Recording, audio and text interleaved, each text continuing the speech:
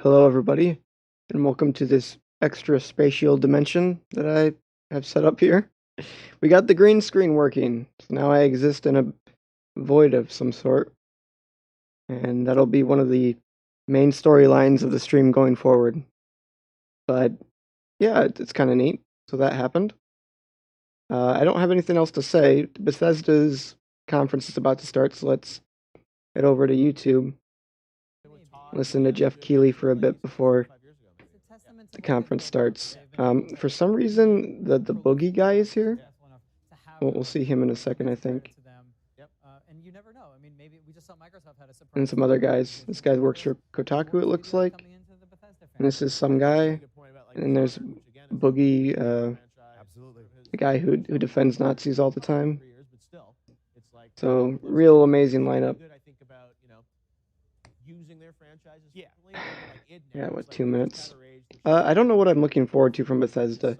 They've got Doom, which I just said that, Jeff. They got Doom, they got Elder Scrolls, and they got Fallout, right? As their main IPs. Not only your Dooms and all that, but one thing 2019 has proven is that survival horror is back. Resident Evil 2, the remake, was so good, and so I really do expect. Why are they talking about Resident Evil? Is that Bethesda? Did Capcom and Bethesda work on the Resident Evil 2 remake? Really good, and probably another step forward in the right direction, and to continue on the trend, which is survival horror being here as a mainstay. No, it's a good point that they it's probably another. Okay, at least this floundering is gonna end pretty soon. It's like they sort of really try and got about 30 seconds. Yeah, from those guys, which would be really. I'd be happy with it. So I've been thinking more and more about the Xbox show from earlier, and mostly just been trying to remember what happened in it. It's all kind of a blur. I think Forza got Lego DLC that someone was excited about, and then I don't know what else happened. Why do I only remember the Legos? I was talking about something unrelated during that whole portion. They did really seem to say we have to address that, and some companies would say hey, we're just going to focus on the positive and what's next and not mention it. Even EA yesterday didn't really even cover Anthem, and some people were like, oh, that was odd, this game came out. Oh yeah, EA had a thing yesterday, but I decided not to stream it. It sounded like it was pretty horrible. Todd Howard is always so good on stage. I'll be interested. Will he walk out? Will he sort of talk about it? See tonight.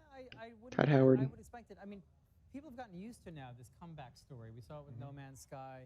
We saw it with the first Division. Yep. It's annoying and frustrating, and some people feel misled and ripped off when a game comes out and it's not as good as it was hyped or as good as it feels like it should be. But we have seen that there are studios that will 10 seconds away, Tatil. Sorry to cut you off. Make a better game. But we're going live right now to the Shrine Auditorium for Bethesda. Oh, Tatillo? I feel like I'm actually familiar with that guy. Enjoy the show. Here we go. Games. Bring everyone together in something inspirational gamer talk. With a game, there is no game without the players. Really, it all comes down to you. Without you, Gaming and gamers game all the games. Play it? No one to interact Oh with my it. god. You keep us in check. and we appreciate that. Imagine a world without gamers. How great would that be? You are definitely not afraid to tell us how you feel. Your feedback sometimes challenges us, but it forces us to be always challenging. Is this the we're gonna fix Fallout 76? And with each other as a community. It's really beautiful. I'm Dinga Bakaba, and I used to take a week off every time a Bethesda game came out. My name's Mark Diaz, and when I was 8 years old, I used to sneak over to my buddy's house to play Doom. I'm Rich Lambert. Daggerfall was one of the very first games that got me into the Elder Scrolls world. I'm Dana Bristow, and I started out as a 16-year-old gamer who just wanted to bring joy to others through video games. And now I'm game director at Arcane Studios. See, I can't tell if I like it when they put a face to these, giant corporations, or if I don't really care all that much. I'm leaning towards I really don't care. I see you. I see you. I see you. We see you. Because we are you. And together, Together. Together? We are all. We are all. we are all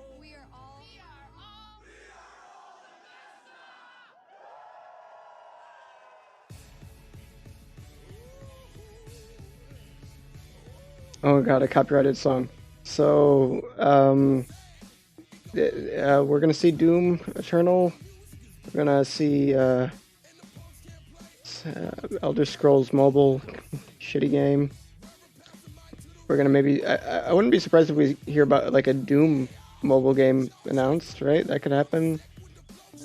Is the Fallout Shelter? I don't know. Didn't they like kind of like the stuff I'm seeing right now? I mean, they probably don't want to give it away, but like very similar to what we saw last year, I believe. I remember the mobile Elder Scrolls thing, and was Doom? Doom might have been like announced at least. Oh, Wolfenstein 2, or maybe Wolfenstein Youngblood or something like that. There's like another Wolfenstein game they're also working on.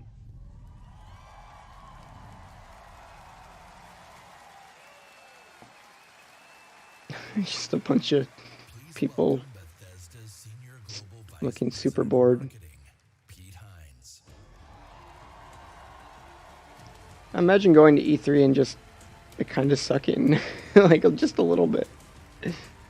Like it's just a lot of waiting around for like a guy from a corporation to say, "We're gonna make games, and they're going to be real like immersive experiences." Thank you very much. I'm just jaded, maybe. Feel good? Awesome. Thank you guys for being here. Thank everyone watching around the world to tuning in to watch our 5th annual E3 showcase.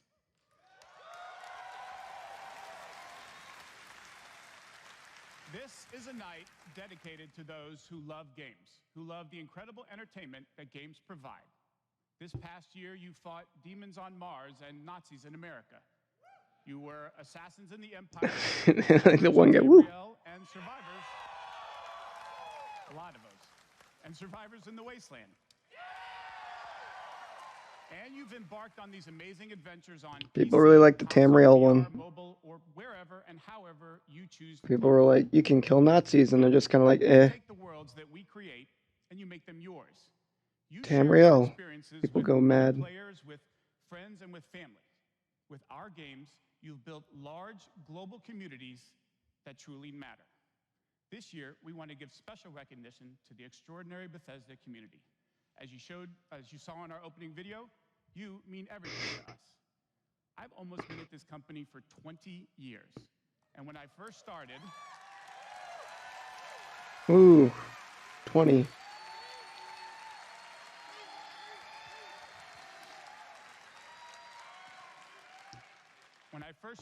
one of my first responsibilities was moderating the community forums, chatting with you, and keeping you up to date on our games. It was a great way to start my career at Bethesda. Hey, welcome into the stream. Of why we do what we Actually, do. And like so many others at let me make the Bethesda, I chat spent window a lot little of bit time with you at bigger, events maybe. around the world. I've enjoyed It's meeting fine. so many of you and getting your thoughts and feedback. So tonight, we'll be taking Something time like that. throughout the show to hear directly from some of you in the Bethesda community. We are thrilled tonight to show our fans the lineup of great games we've been creating just for you, including the premiere of some exciting new games, and we'll go deep on Doom Eternal.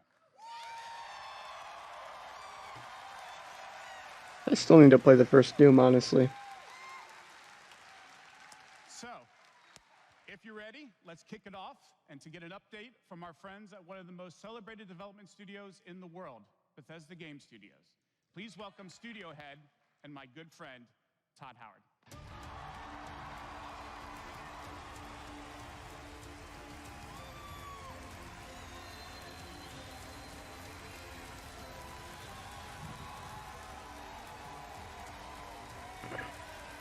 Thank you. Thank you. Great to see everybody. We have had an incredibly exciting year at Bethesda Game Studios. Given some of that excitement, impressed you're still here.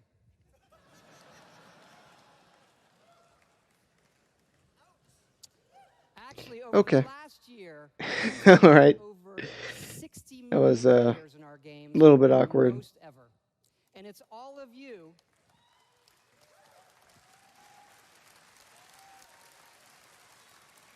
Maybe we should do something like this. It's all of Let me try and you rearrange the who have screen made these slightly. worlds what they are. Take Fallout 76. People paid to sound excited for that one. A type of game we'd never done before. You didn't miss anything. It's just a bunch of corporate talk. People are like, And we got gamers are important to games. If you game hard enough, the gamer game blah blah blah. It's all the same. It's always the same. But the team kept working on it, and you kept playing it. And through all of that, Here I go. I'm gonna do this. Thanks to all of you. This game has one of the best online communities we've ever seen. We made a post-apocalyptic survival game where you can do whatever you want. Games. Everybody's nice to each other. They don't go on killing griefing sprees. They leave food and water for the newbies and wave to each other. I don't know about you. This should give us all hope for humanity when the apocalypse does come. I have a question. Didn't someone discover like a room in Fallout 76 that was like a dev room that they forgot to remove? So they just like were able to get infinite materials or something? I feel like I remember that.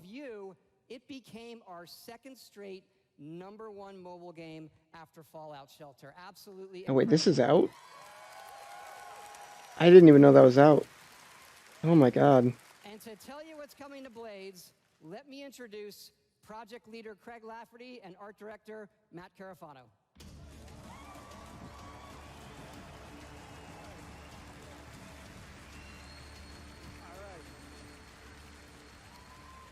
Thanks, Todd. It's great to I'm like 90% sure that was actually a thing. for making Blades #1. As someone who's worked on the Elder Scrolls for 20 years, it's been incredible to bring this world to your phones. Oh, that's one thing I will say. I'm really hoping that they announce some remakes of previous Elder Scrolls games, particularly, what's it called? Morrowind. That'd be pretty cool. Since it's E3, we're releasing our biggest update yet, featuring all new jobs and solo arena battles, an all new custom jewelry system, and a brand new... Someone really excited about that custom jewelry system.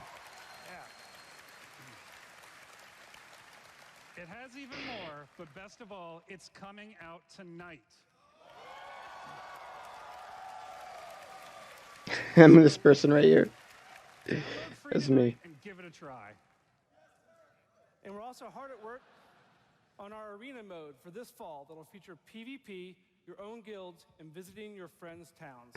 But most exciting this year, we're also bringing Blades to an all-new platform, Switchblades.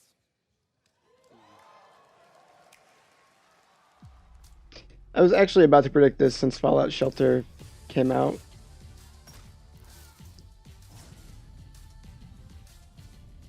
This is honestly kind of cool.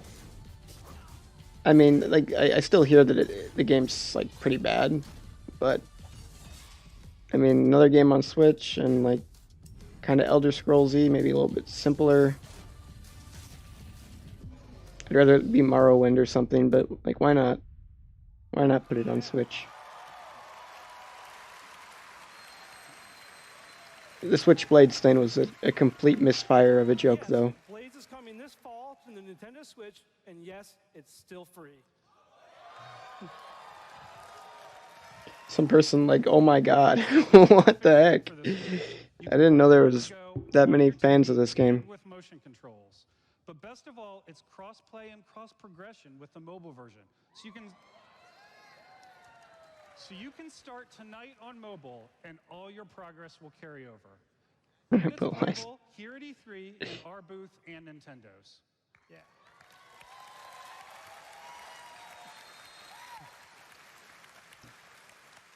And for those of you playing on mobile, we also have some special rewards for both our Apple and Google players this week.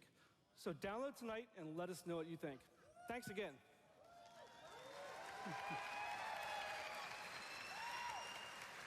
Now, let me introduce Jeff and Tom to tell you what's coming. Vampire Killer, thank you for hosting.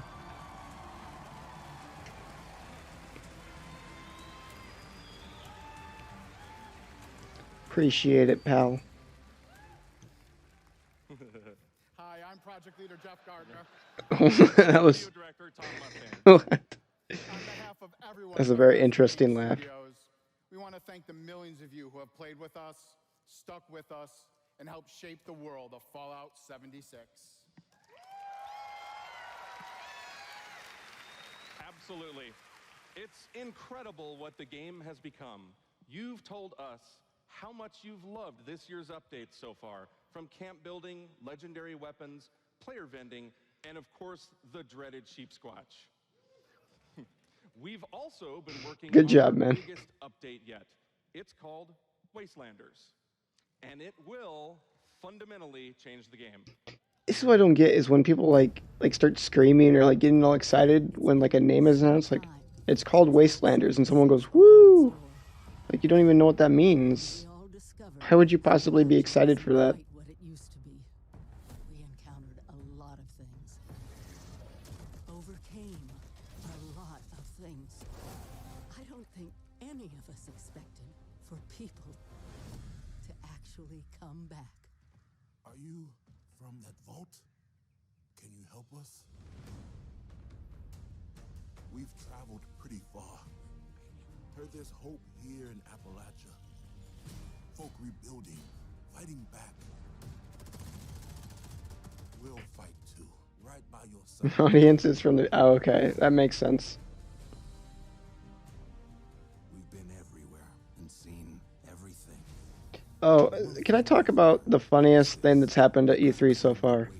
So obviously there was that rumor that Miyamoto was going to be at the Microsoft press conference that was reported by a French organization or whatever. As it turns out, wait, does my cheek have like green screenness on it? I think it does. Okay.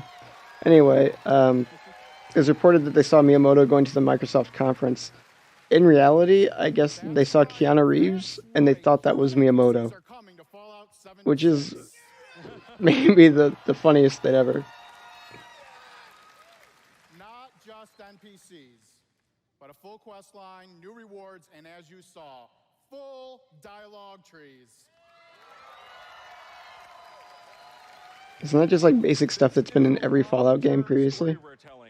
Year one was about the vault doors opening and all of you settling the wasteland. Year two is about people coming back to reclaim it. Like previous Fallout games, these characters have their own stories and goals. It's up to you to choose how to interact with them and live with those consequences. The Wastelanders update is coming this fall and will be free for all Fallout 76 players.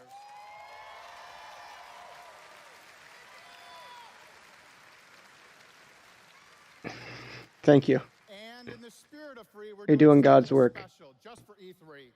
Fallout 76 is going to have a free trial for everyone starting tomorrow. That's right. It's the perfect time to see what Fallout 76 and its growing community have become. We can't wait to welcome all of you. And because so many of you are going to be joining us, we thought we'd also give you a sneak peek this week at an all-new game mode. Check it out. Oh my god, this conference sucks. Oh god, why'd I do this? I don't know why I thought this would be better than the Microsoft one. I just have zero interest in anything that's happening. They're just, like, we tried to fix a game that everyone really hated by adding, like, basic features that I believe have been in every Fallout game previously. We are in serious need of leadership, so I have devised a unique process of elimination. A battle to the death is the only sure way to judge the superior candidate. This should prove interesting.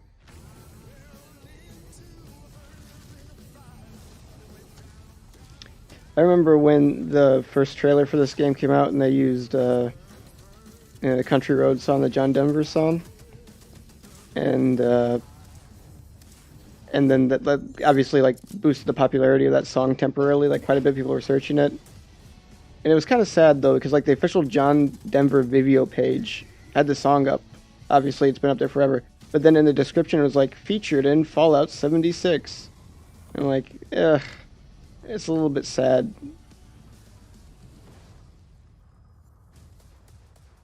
It's like it's the Fallout 76 song. I think the same thing's gonna happen here now. This is Johnny Cash, right?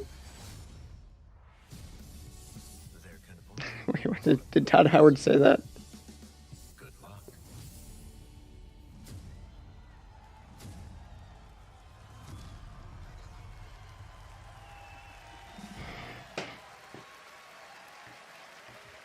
Yeah, this is actually frustrating me a little bit.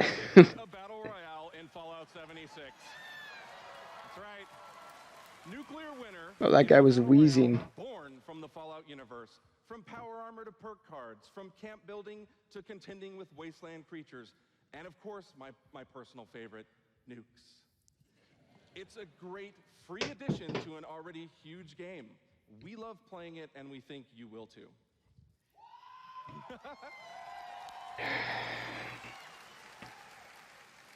So check out the sneak peek. Can I fix my Let us know cheek? what you think. Remember, all of Fallout 76, including Nuclear Winter, is free to try this week on all platforms.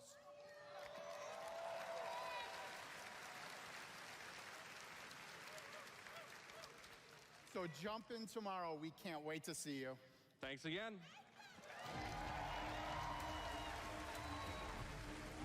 Okay. I think I successfully removed the multiple dimension lesion from my face. This year is free. We get to represent hundreds of passionate developers across 4 studio locations in North America working on multiple projects. Yes, we're still hard at work on our next-gen RPGs, Starfield, and of course, Elder Scrolls 6.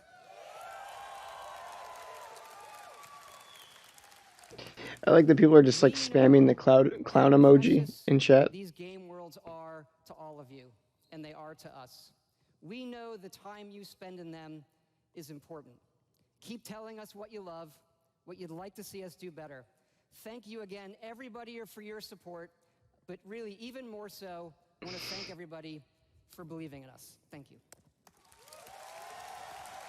Please tell me that was it. That would be incredible. Please welcome the founder of Tango Gameworks, Mr. Shinji Mikami.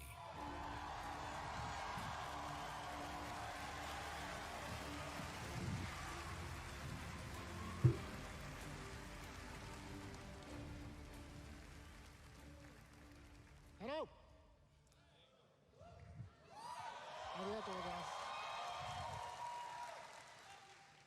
I'd like to start by greeting my team in Tokyo. Oh god, people are all gonna make fun of his accent. I can already see this one. みんなおはようございます。今日真面目にやるよ。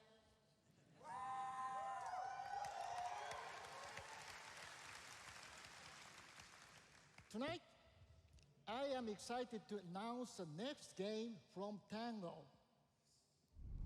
Ghostwire Tokyo.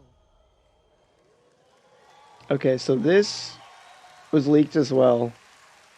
I believe, if my understanding is correct, this began off as a DSi game. It was shelved, and now it's back. It's completely true. I think you love it.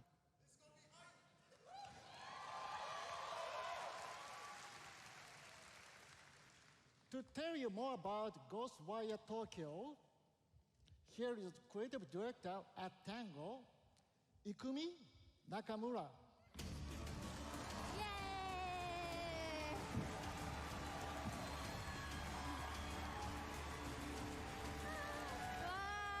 Wow. Was so many people. Wow. Thank you. ありがとうございます。And such a big stage makes me nervous. I'll do my best to speak in English. I'm surprised they couldn't have just like hired a translator like how Nintendo does every once in a while. But maybe I guess it'd probably be really hard to do the on the fly translation thing, right? Like they've tried that before and it's kind of failed. Game that we are known for. People are Yeah, vanishing exactly. in Tokyo. You must find out why. You will encounter conspiracies and the occult. You have to explore the world, face challenges to uncover the truth and save humanity. In the game, you will meet spirits, some dangerous, some peaceful, and survivors that each have their stories. You will need to ask yourself, is this normal or paranormal? I ask myself this question every time I go to the office. Just kidding. Just kidding, just kidding. Okay. I don't know exactly what's happening. Thank you.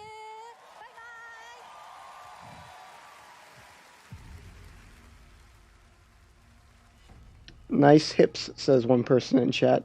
Incredible.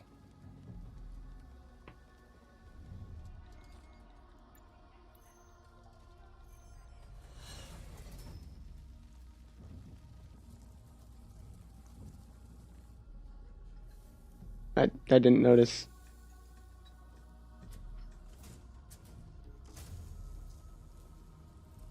Now the chat's just full of horny dudes. Incredible. Just amazing. Oh well. It's so like I'm not fair enough, but it's just like weird, like how every time like a woman goes on stage, it just becomes like a conversation about her appearance in the chat. It's just, it's kind of, it would make me feel uncomfortable if it was that case with anybody.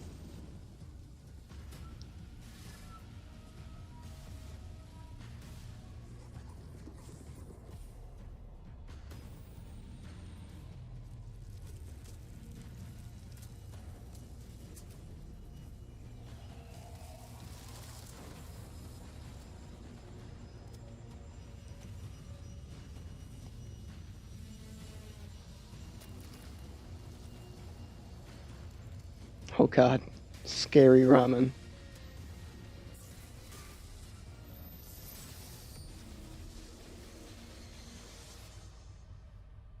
Don't fear the unknown. Attack it.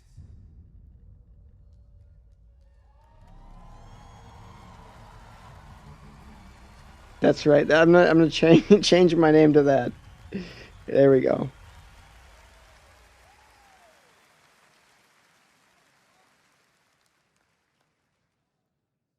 When I'm not playing Bethesda games, I work as a mechanical engineer. I work in a hospital. I used to work with kids. I'm an electrician. I'm an event planner. In real life, I'm a systems administrator. Program assistant for a private school for children with autism. I'm trying to be an artist. I like to think of myself as one. Make like back-end systems that it's really boring. Maybe permanently or temporarily I'm a full-time streamer. I got a YouTube channel. I make my own yarn. That wasn't a Hungry Box, was it? Teaching inmates. I'm a game I think I just see Smash Brothers and everything. I've been a Doom fan since the game came out. Oh no, that's not him. Grade. I don't know who that is. Some Twitch guy? 3.5-inch floppy disks. My older brother picked up Fallout 3, and I took his copy and played it when he wasn't home. Fallout 4. Ugh. Gosh, that's like my baby. The scope of that game Oh, was just, okay. like, a lot bigger than things I was used to. Just setting foot in Shimmering, the first city that you go to in Somerset, it was amazing. You would look out and you'd be like, oh, I want to go there. And then you could go there, which was wild. Go out into the world, go into Wild. Absolutely crazy. weirdness and the alienness of it. I played Oblivion. I tell you, it probably saved my life. It was one of my first experiences with the world. Okay. That immersive. Love the dragons. Scatter the dragons. You can take down a dragon, you can definitely take down any illness. Don't ever stop adding dragons to your game. Add dragons. Okay. Add dragons. This is so weird. I hate this stuff. I hate our games are like a super impactful part in I mean, I guess it's true. Video games can have a profound effect on people, but it's just so like ham-fisted and like corny. I don't know. Our video games are so important that they saved all these people from mediocrity.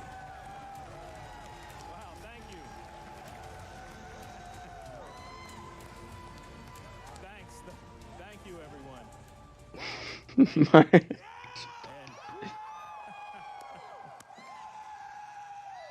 Wow, some guy just got on stage, guys. They're the one in the video that really loves dragons. I'm happy to say, Greg, the Elder Scrolls Online has dragons.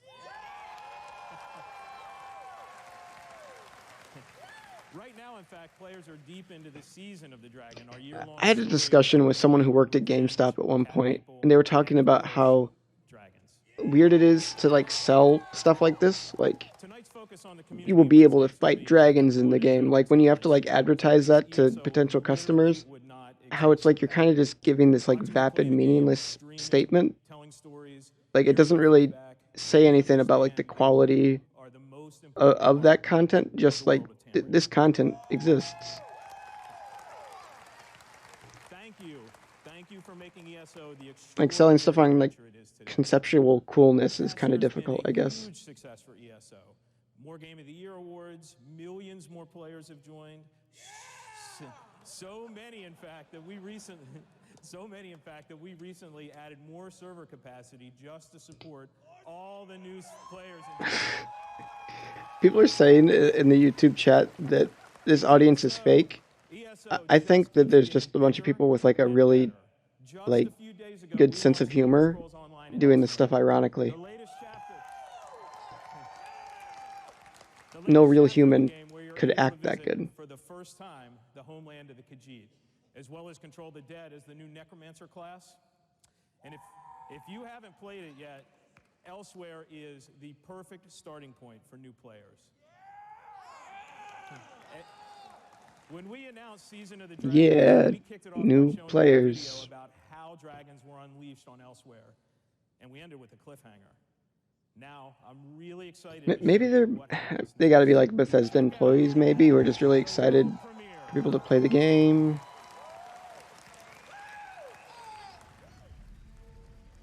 I mean, maybe. Maybe they do, and that's why they all seem so nervous.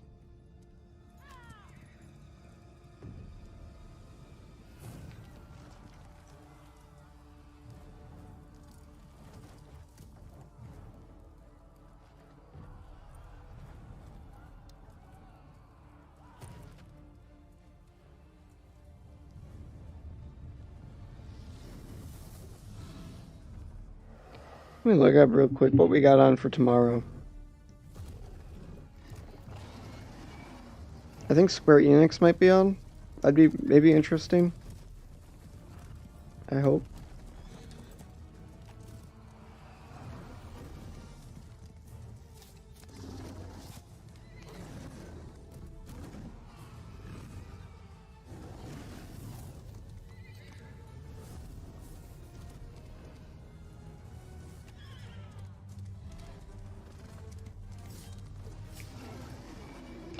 This E3 has been really dominated by like non-gameplay trailers. It's kind of disappointing. Like, it's not impressive to me that you can render a cool scene, you know, with the kind of power that computers have nowadays.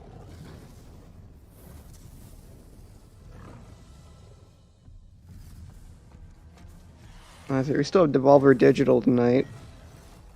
I don't know if I want to watch that. Alright, tomorrow we're looking at PC Gaming Show at 12, I think. Then Ubisoft at 3. Square at 8.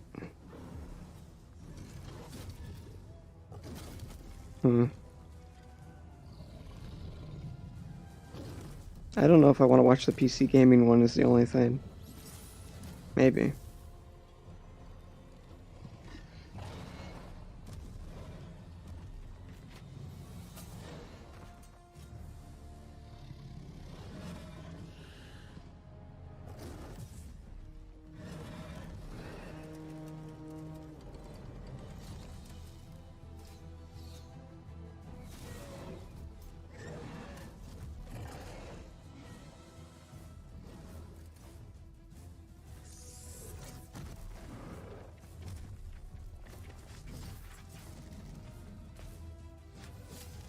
Oh God, my skin's still. You know what, guys? While this dragon thing happens, I'm going to try and adjust the lighting.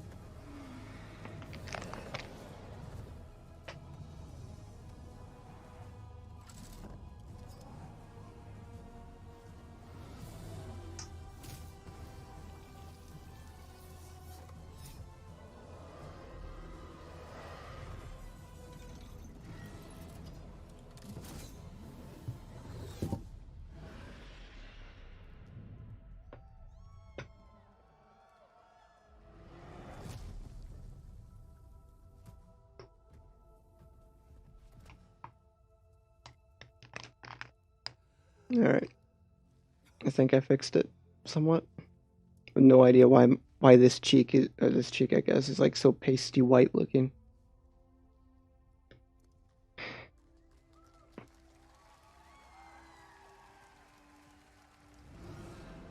Swamp level, that's a pretty cool idea. I don't think Mario has too many of those.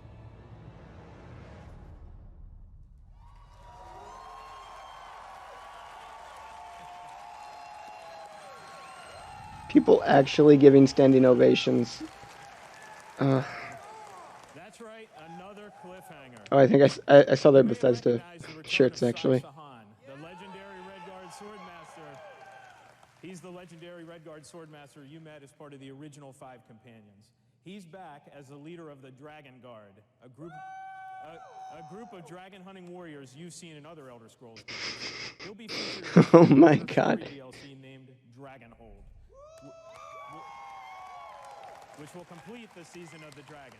The guy just wants to talk. He can't talk. The Dragon Guard, which will unveil at QuakeCon later this summer. Before then, keep an eye out for a dungeon DLC adventure called Scalebreaker, which you'll see in August.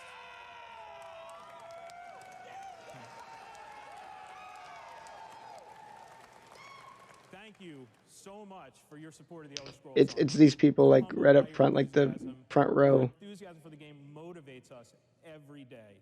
You guys are seriously awesome. Thank you.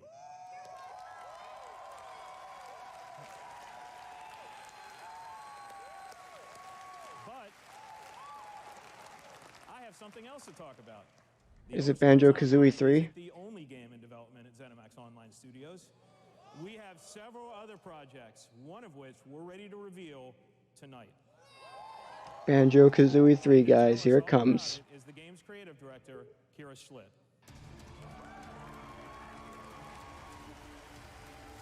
Yep.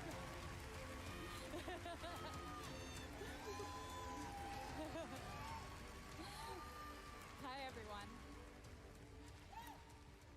And now, for something completely different. Imagine a classic Saturday morning cartoon in free-to-play mobile game form. Let's take a look. Silence. Absolute silence. Incredible. Oh, Commander Keen? Is that what that was?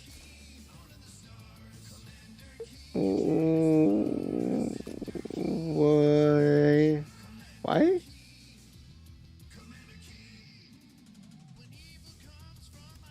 Okay, this is really strange. I guess Commander Keen is id Software, yeah? Or it was, or something like that.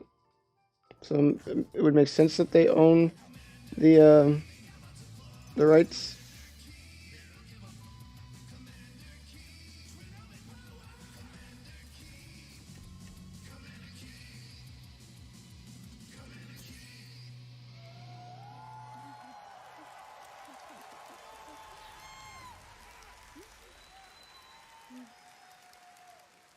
So, there's a new branch on Commander Keen's family tree, and they're heading to iOS and Android. If you're hearing about Commander Keen for the first time, it was one of the first PC action games created by id Software in the early 90s. Yeah. The early 90s, yeah. Starred boy genius Billy Blaze, whose alter ego Commander Keen protected Earth. All of us at ZeniMax Online Studios want to give a really big thanks to our friends at id for trusting us to deliver our modern take on this classic game. Does it exist anymore, really? like, Tonight, as I guess they're a subsidiary of a new generation of players, Bethesda, right? also But introducing the next generation of heroes. I don't know. And Billy, twin geniuses who follow in their famous father's footsteps. The new commanders are, of course, funny and powerful, but the game is also full of enemies, allies, and some really bad guys. The twins build wacky gadgets from household items to save the Earth from certain alien destruction. Drag and drop gadgets to summon allies, attack enemies, and move through the environment. Choose from a caboodle. This doesn't like anything like Commander Keen. This is like an in-name only thing. Go on adventures in story mode, which tells some of the classic Commander Keen tales, as well as a whole bunch of brand new ones. In story mode, you'll overcome aliens, collect power-ups, and explore. Like, it's really weird to see like and beyond. a classic platformer series become basically cut the rope. With other players in battle mode, a real-time head-to-head race through an Or alien you know what it looks landscape actually? It looks more like Worms. and claim the flag to gain ultimate victory. Commander Keen will soft launch this summer on iOS and Android phones.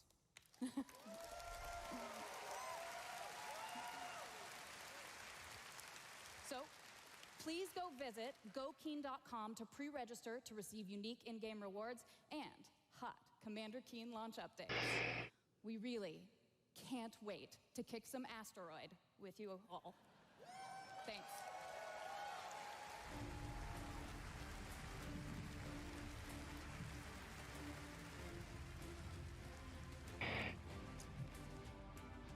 Thank you, Kira.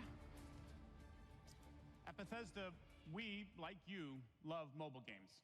In addition to Blades and the No, I don't like mobile you have enjoyed Fallout Shelter, which has now reached over 150 million downloads. This is so fascinating. It's like they're trying to approach such a different audience than you normally see at E3, and in a way, I kind of commend that.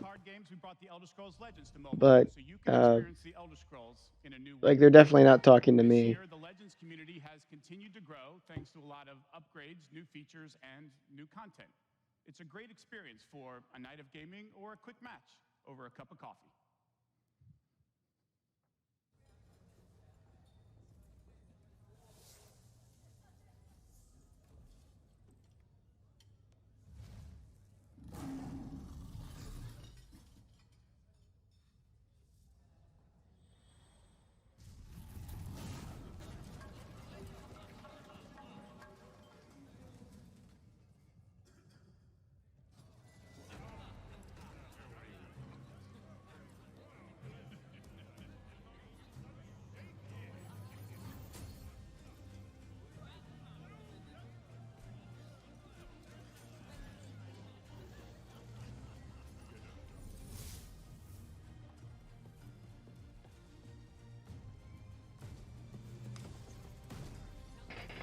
Oh God.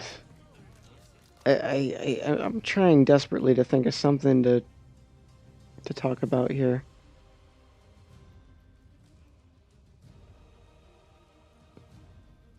But wasn't this like basically their response to Hearthstone?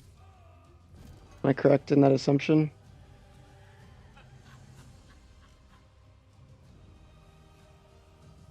Make your play.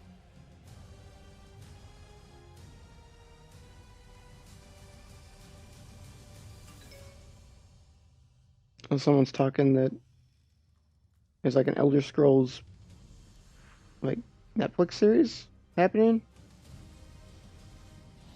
That's something.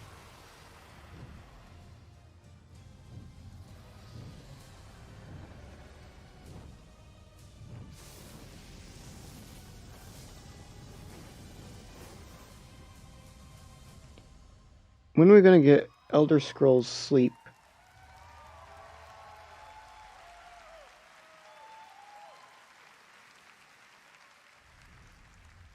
See? Dragons. If you enjoy other card games but are looking for something a little deeper challenge, you can download Legends for free on the App Store and begin playing tonight. Legends' next expansion, Moons of Elsewhere, will be available on June 27th for PC, Mac, mobile, and tablet. You can head over to Bethesda.net to get a glimpse at the new cards and content, or play it this week in our booth. I'll see you there, clapping. Now, speaking of new content, 3 weeks ago, we released Rage 2, and now Insanity Rules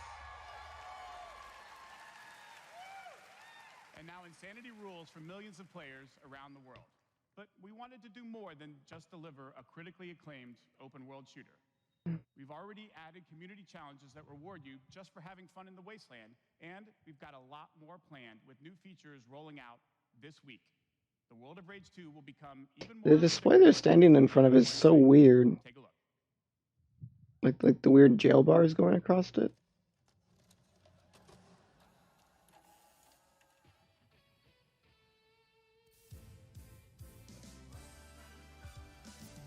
The dragon. I did see the dragon. Can you believe it? There's dragons in this one. We can confirm that there's dragon games in the game with...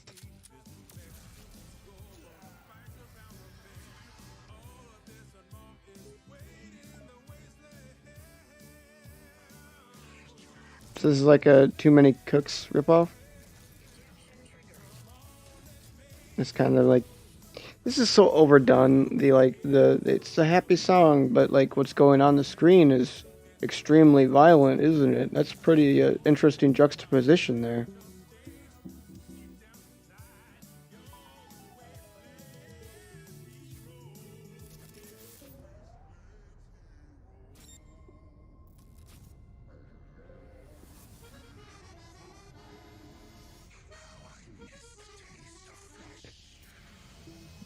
Why is the fucking Rico Harbor music playing?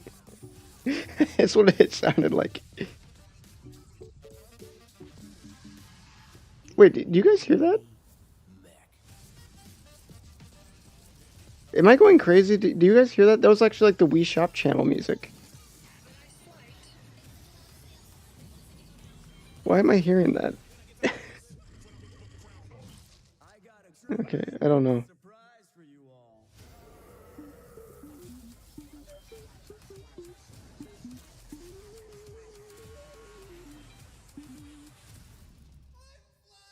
It's like Hogan's Alley or something?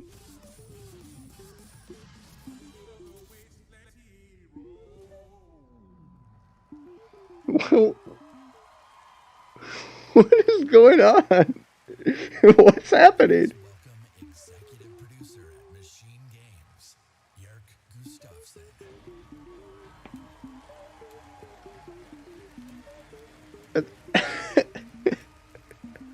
I think the people running the YouTube thing, someone's fucking around on it. In Wolfenstein 2, the new Colossus,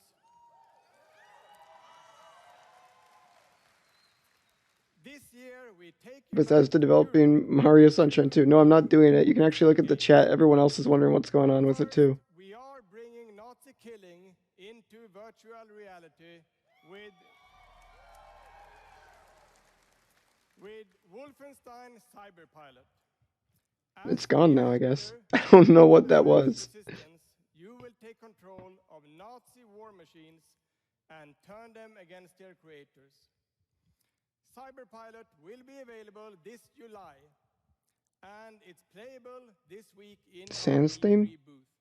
Okay. Oh, okay. Is that what that was? I thought it was Hogan's Alley or something, but I don't know the Sans theme yet. I haven't gotten that far in Undertale. And if you haven't fought Nazis in VR, you don't know what you are missing. But, as I said, we have 2 new Wolfenstein games. This summer, we are going to be launching Wolfenstein Youngblood. Okay, you see, I'd heard about this one. I was wondering if it was already out because they were announcing another Wolfenstein just now. A gameplay experience that is bigger than any previous Wolfenstein game. You will have more weapons and weapon upgrades than ever before. Okay, will do. Customize your playstyle, and of course, even more. Rico Harbor Meme Maker and Sans theme. Oh my god. Someone at the YouTube E3 headquarters was having a good laugh, I guess. You can kill those Nazis with a friend. The sad part is, as awkward as I am, I feel like I could still lead a press conference like less stiff than these people do. Set in the 1980s, 2 decades after the new Colossus, B.J. Blazkowicz Oh my is god, missing maybe. in Nazi-occupied Paris, and it's up to his twin daughters, Jess and Soph, to track him down. People are saying that the music was on Twitch as well. By yourself, or you can partner with a pal to double up on shooting, stabbing, and killing Nazis. I don't know what it means. Check it out. This is going to be the big piece of news, though, for the rest of the conference. That's where Papa is, so that's where we're going. We can find him together. I may have an assignment suitable for Shadow. such as yourselves.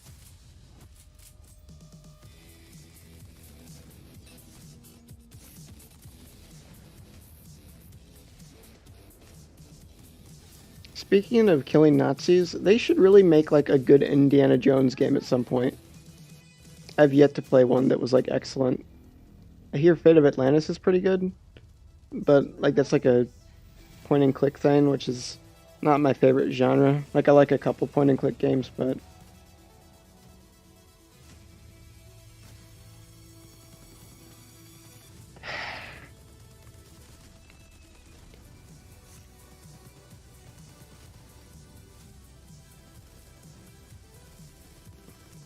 now I'm just waiting to hear like Rico Harbor music out of nowhere.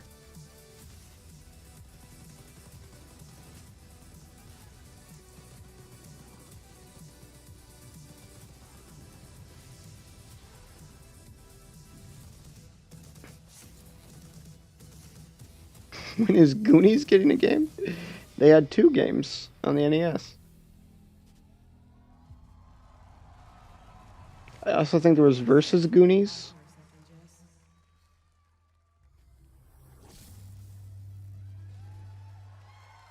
For the arcades, Versus Goonies. That classic. That might get re-released by Hamster at some point. Releases on PlayStation 4, Xbox One, Nintendo Switch, and PC on July 26th.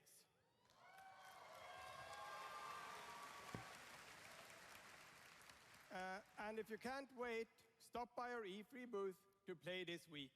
Thank you. That would be really cool. They can do so much with that series, and it really never happened. Who worked with us on these 2 Wolfenstein games, Dinga and Sebastian.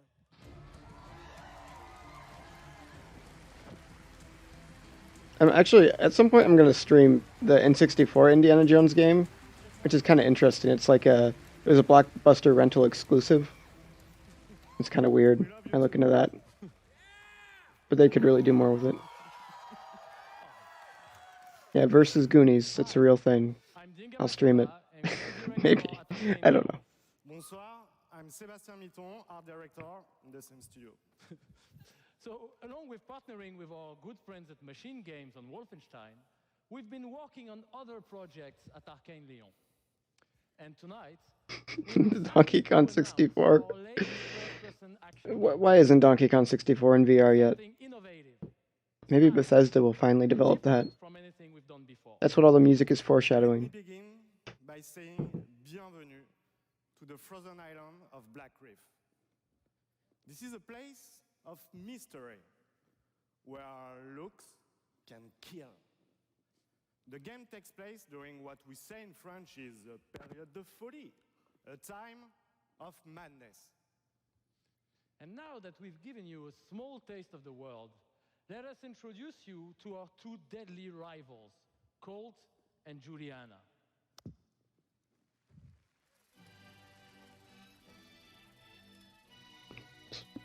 Okay.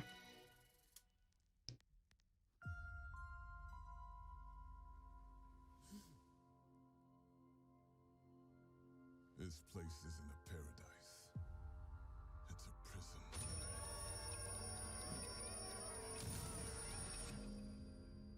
Out here, we're trapped. We're free. In this endless, eternal cycle.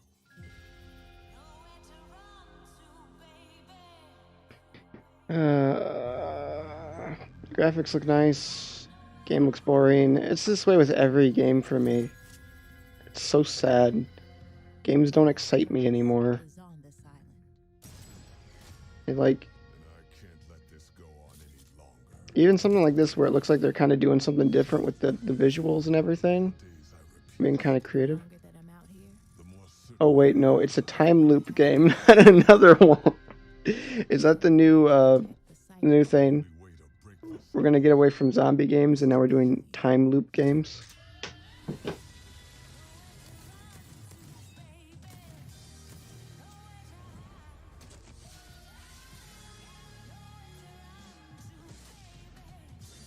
Post-apocalyptic time loop games, guys.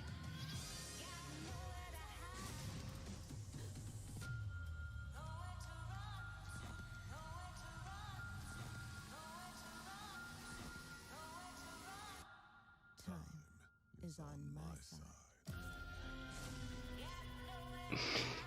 You're a man of culture, Famicom Pony.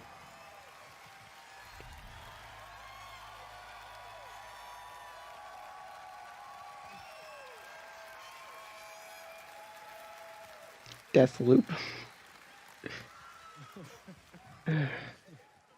Deathloop combines a mind-bending story with meticulously designed levels and, of course, arcane signature gameplay that lets you approach every situation any way you like.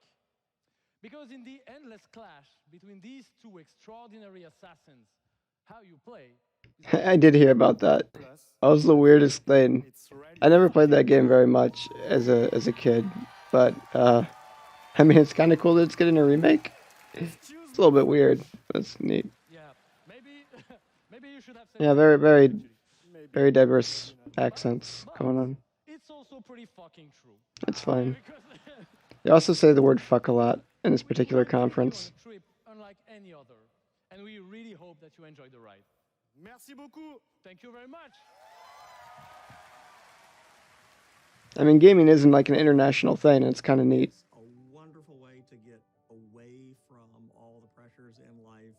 I think the sense of community has really helped me as a person. I know. Very isolated. It's definitely very confidence building. Right, gamers? Out of my shell and stop being an introvert. I could like be a hero and do all these things. You find really creative, really fun, really talented people. Meet people who were in my group that I've only known as a character. Probably made more friends. Yeah, I mean, it could be really interesting. It was weird because I had just found my old Game Boy Advance copy, and I had it out for some reason when I saw the news, which is just one of those like bizarre, like coincidences. I'm pretty sure that the Game Boy version's way different than the GameCube and other console versions, though. Now the only dark places that I'm allowed to go are in dungeons and ESO. Just being someone who is LGBT, it's nice to be able to sit down and play these games and feel accepted for who I am. It's really nice to see that their storyline has some sort of emotional effect on me as a player. And I just really admire the creativity that goes into the process of making these big worlds with these amazing stories. Bethesda Corporation is very good and special. And it helps all sorts of people. And telling these stories comes from a passion to deliver the very best experiences for our players. Hi, I'm James Altman, Director of Publishing at Bethesda.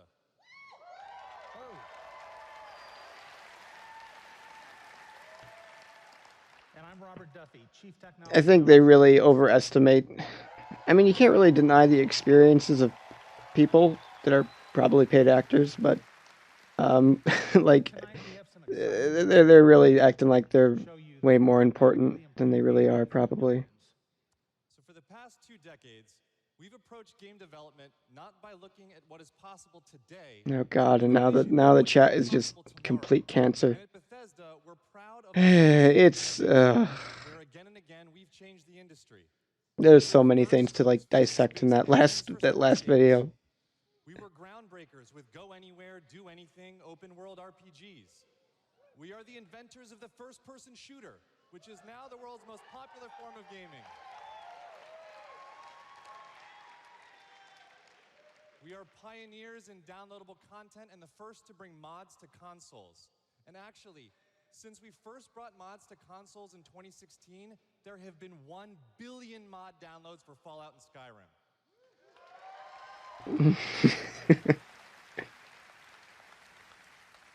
We, of course, developed the first commercially viable VR technology revealed in our E3 booth in 2012.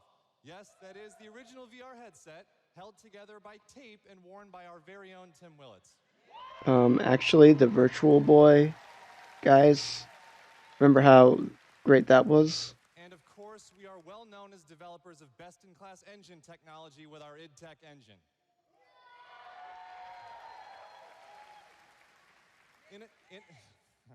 Innovation and creativity is in our DNA, and all of these advances were done with one goal in mind: to improve player experiences. So tonight, we have exciting new technology to announce. We're going to show you the result of years of research and development.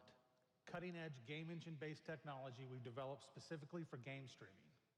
Now, we'd like to introduce you to Orion. Oh, game streaming, not this garbage again. Oh my god. Orion is a tremendous breakthrough in streaming technology.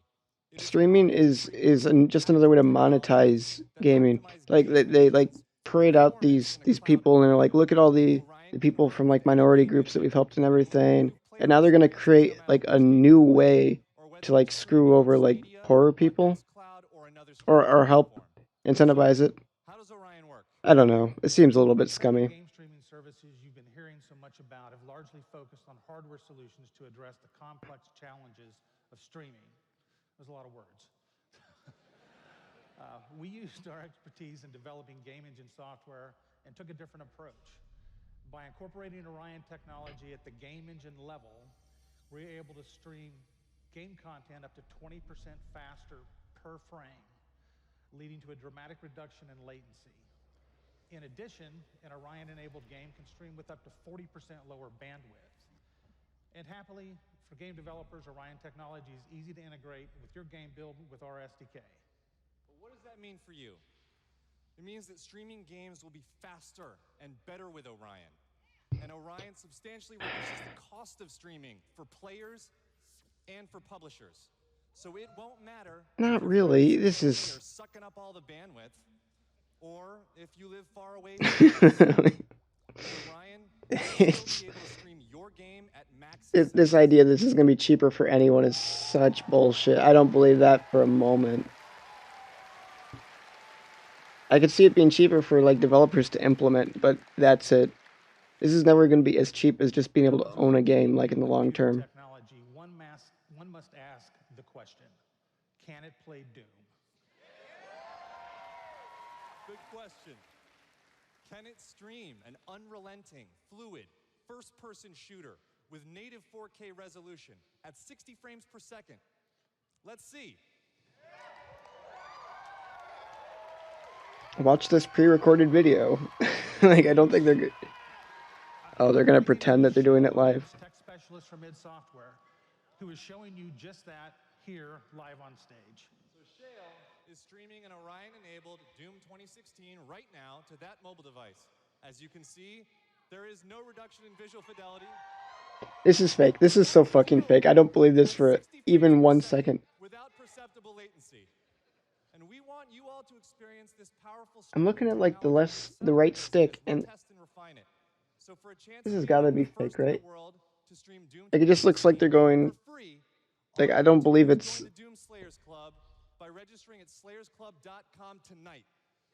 Because I think we just saw a lie there. That was like a video or something. Right, guys? everybody could use a little more Doom in their lives.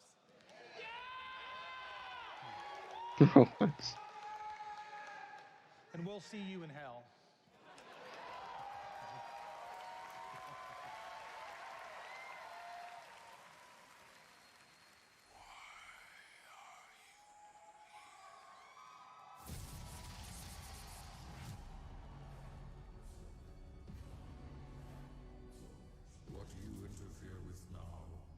is bigger than you can imagine. If you continue, you will bring down the heavens' wrath. It is written. It is their time to give penance. You are but one man.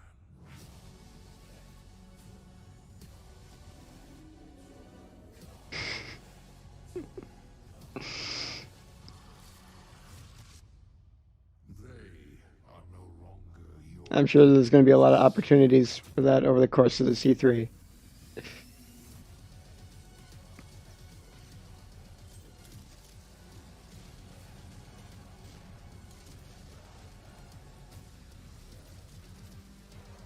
I mean, it looks fine. Like, it looks pretty good.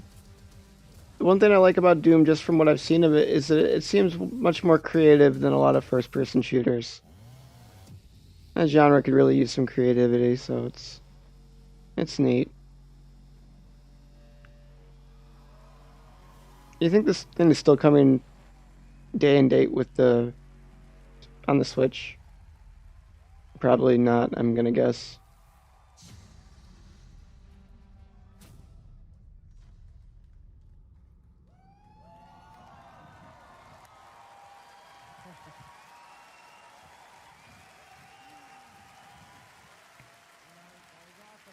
That was awesome. This is awesome. Thank you so much.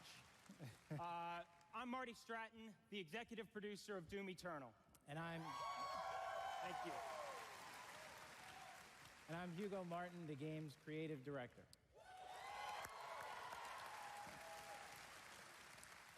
As you just saw, we're not just building a world for Doom, it's an entire universe. Earth is on the brink of annihilation. But is it more immersive, though? Let's hear it. I'm guessing any second now. We're going to develop a more immersive experience. Always happens. Yeah. There is so much to see and discover, but Doom is first and foremost about gameplay. Video games make me tired. Doom Eternal promises to be the ultimate. The fun comes from mastering the experience, because you are the Doom Slayer, the strongest, fastest demon killer in existence, and nothing can stand in your way. Absolutely. Of course, the challenge in Doom is all about handcrafted combat, but also... Do you think out there in the world somewhere, there's someone at home that claps along with the crowd? Always has something new to throw at you. There you go. The campaign. Let's take a look. I guess Pokemon Company was onto something.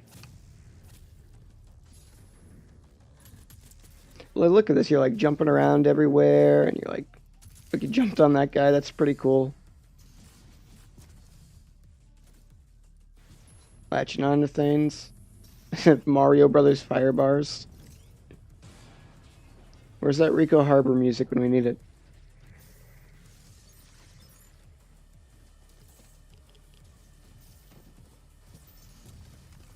I think this looks cool.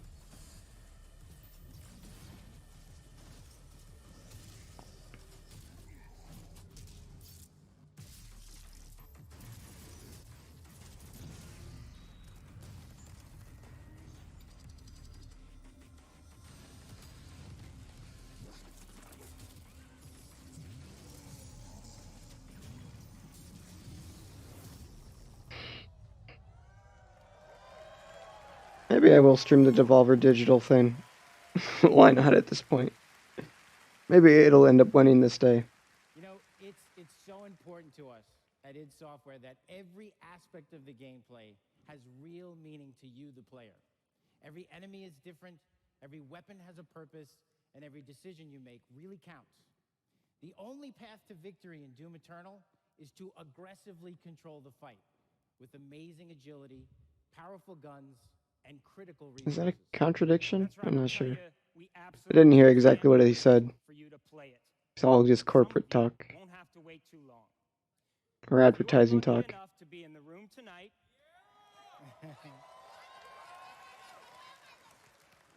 You'll have a chance to play it immediately following the show.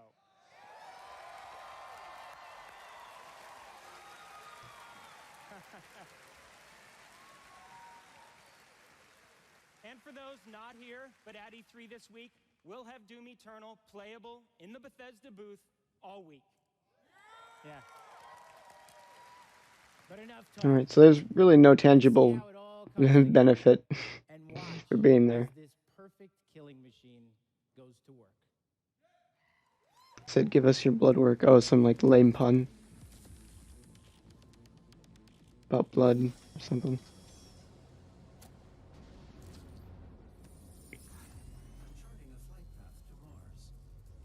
I heard that the first game had like a really good satirical story. I haven't seen really any of that come through yet in this one.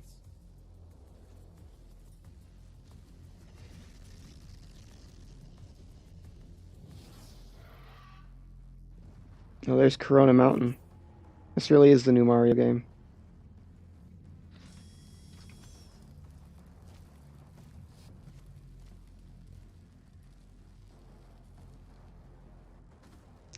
Oh, I get it. Okay.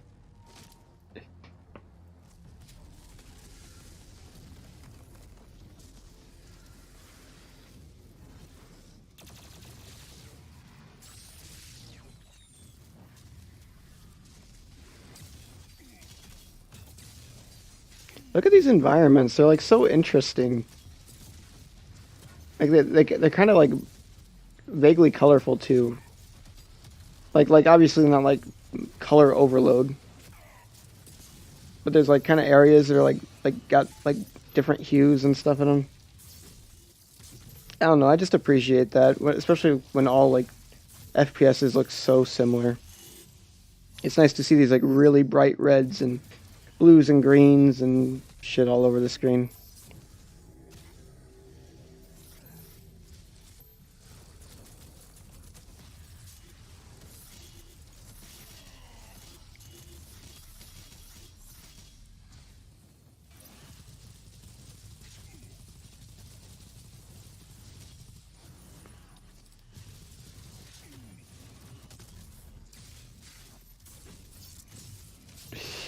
Yeah, like especially looking back at the Microsoft press conference where like there were literally 3 games in a row which were zombie survival FPS games. Like, I mean, this is kind of the same, but look how much different it is, like just visually. That's something, right?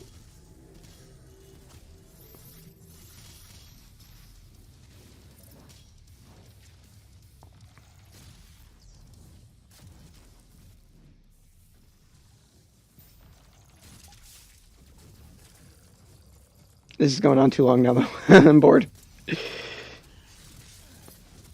That brain monster's kind of interesting, though.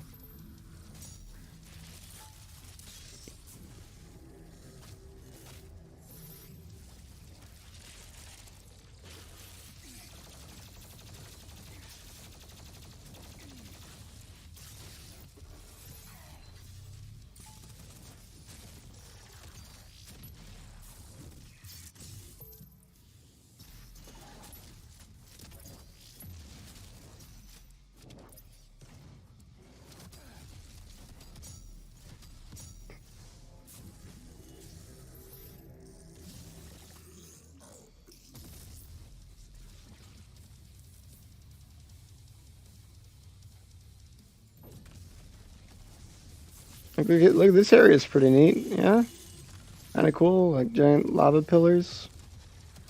It really is like a Mario Brothers level. This with like gruesome zombie creatures. I'm desperately trying not to be cynical about the entirety of this presentation. Just most of it.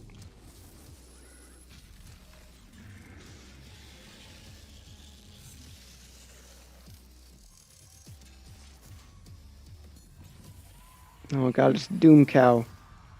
The most violent and dangerous of the enemies from Doom. a series I am very familiar with. Thanks. All right.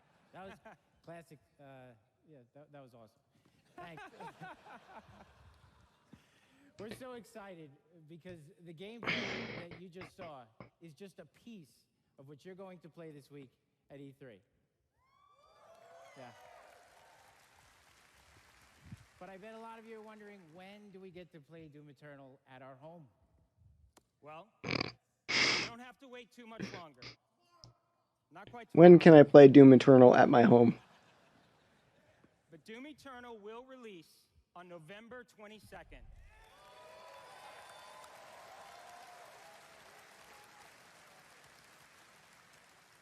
We're very excited about that, and we've got something really special for Doom fans. An amazing collector's edition we're really proud of. Yeah. Yeah. That's an actual helmet. Yeah, you could wear that thing.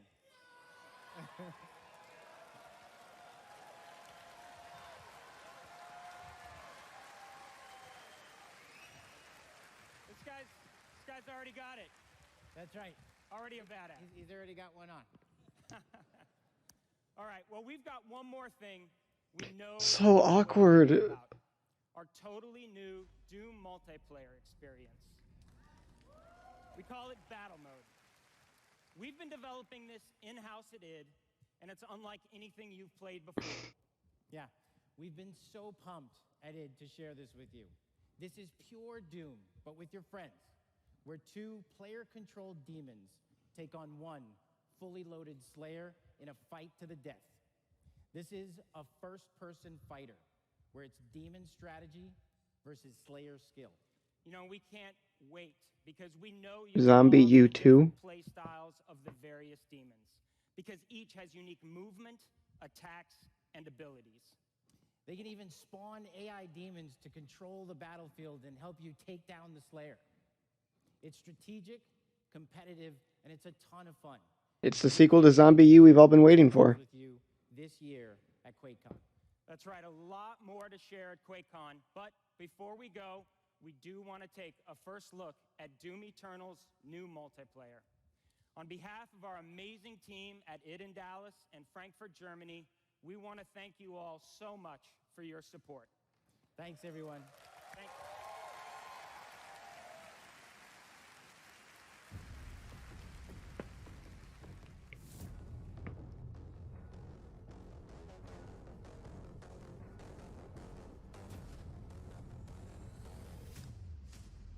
Fight.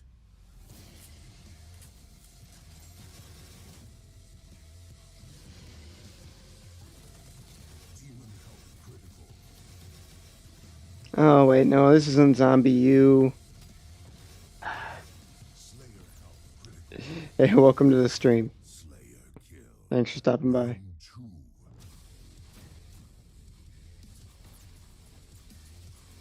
Oh wait, no, it kind of is Zombie U. Kinda. So Zombie U had a really awesome concept. So this could be kind of cool.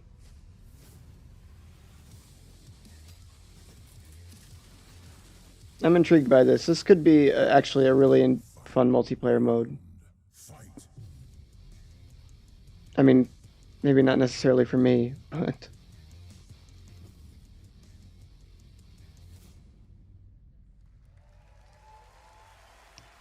could be interesting regardless.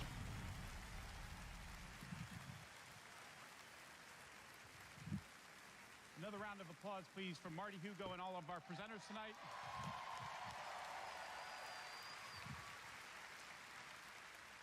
And for everyone at our studios around the globe that have worked so hard on the great games you've seen tonight, we say thank you. 2019 marks I've 25 forgotten years everything except for Doom at this point. going all out with Doom at QuakeCon this summer. We're adding a whole host of panels and activities dedicated to Doom, which we call DoomCon. Yeah, see what we did there? We took out the Quake and put Doom. We hope you can come hang out with us in Dallas at our inaugural event in London. If you can't, please tune in online. Until then, Go to Bethesda.net for more info on all the games you saw tonight. If you're here at E3 this week, we'll have hands-on with many of our Oh God. games, so be sure to stop by our booth. So that's it, I guess. Thanks for playing. Thanks for watching. Another wasted, wasted hour and a half. Why do I keep on doing this to myself? Oh wait, first we gotta hear about how gamers and gaming are important and stuffs. At Bethesda, we're in the business of creating heroes. But the true hero is you. It's like we hand you this malleable clay. Who falls for this crap? Extraordinary things that we never could have imagined. We get to build these worlds and these communities, and you all come in and you play, and you bring these worlds that we create to life. You help us build richer worlds. You add meaning to everything we do. We are glad you're here. We're so glad you're here. To the heroes. To the heroes. À la vôtre. Shit, I don't have a drink. To you.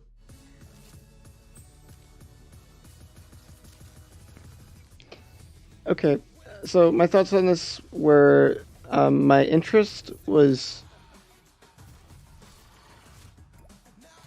poison SJWs. Oh my god. I actually thought I banned both of those words from my chat. What are you doing using those in here? Soy boys. Like,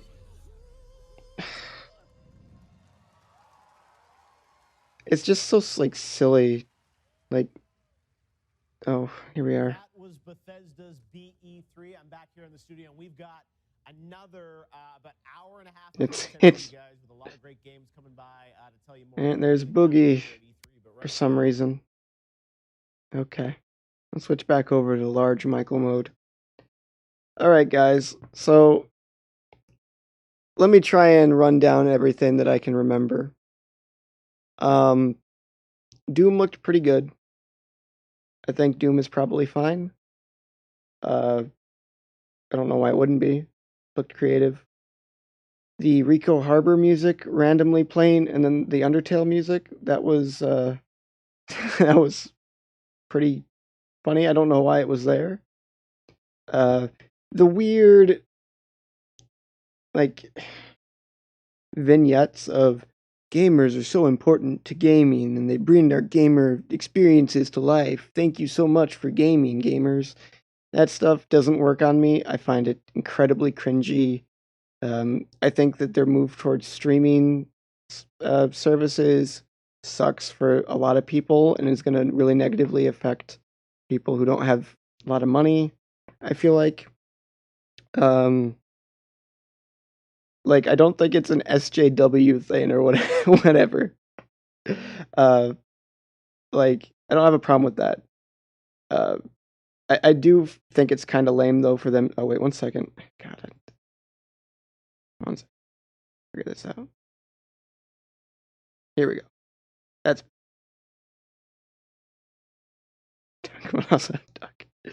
A classic. How to put it? Like, it's pretty lame of them to try and, like, make their games out to be, like, this revelatory thing that has, like, saved people from, like, the brink of extinction. And I get it, like, games, like any art form, can really be effective on people, but I think they were giving themselves a little bit much credit, and it was kind of cringy at times. And is that all I have to say? Surprisingly little happened. Does anyone in the chat have any opinions about this conference that we can discuss real quick?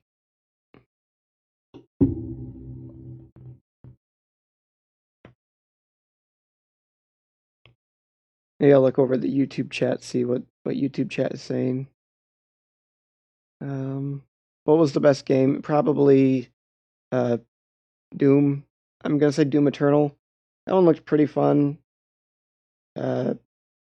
It's the only one I can remember.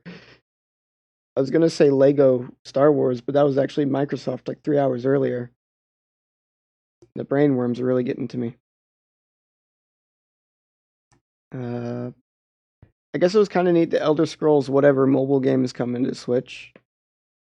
free game. It'll give me something to do during ETH. Well, no, it doesn't come out till like the fall. The cool thing about Fallout Shelter was that it launched at E3 last year. So that gave me something to do while I was waiting around.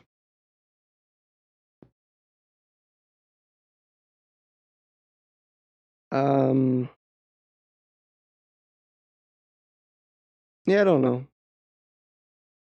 The Wolfenstein stuff looked pretty interesting, I guess. It was fine. Trying to see here. Okay, there's nothing in the YouTube chat worth discussing. I feel like I should say more. It's weird to watch one of these things and just come away completely neutral and like feel like I didn't really even see anything. To devote an hour and a half to something and just come away feeling completely neutral on it. It's weird. I guess we could watch Devolver Digital. Does that start now? It's a plan that still works, though. I mean, I don't know. That might be in an hour from now.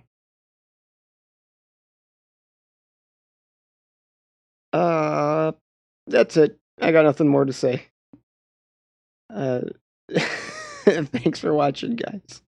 I feel robbed. Me too.